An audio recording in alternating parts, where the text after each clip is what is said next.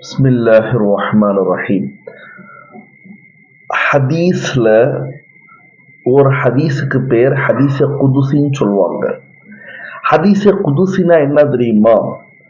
புகாரியுடைய ஷரா நஸ்ருல் பாரியில எழுதப்பட்ட ஒரு இபாரத்தாக இருக்கிறது. ஹதீஸ குதுசி என்பது ரசூலுல்லாஹி ஸல்லல்லாஹு அலைஹி வஸல்லம் அவர்களுக்கு ஜிப்ரைல் அலைஹி ஸலாத்து வஸலாம் இல்லாமல் ஒரு விஷயம் அல்லாஹ்வால் போடப்படும் இல்ஹாம் ஆகும். அது ஹதீஸ குதுசி. அந்த இல்ஹாம் கனவின் மூலமாக கிடைக்கலாம். ருயாய சாதிகான்னு சொல்லுவாங்க. உண்மையான கனவின் மூலமாக அல்லாஹ் போடலாம்.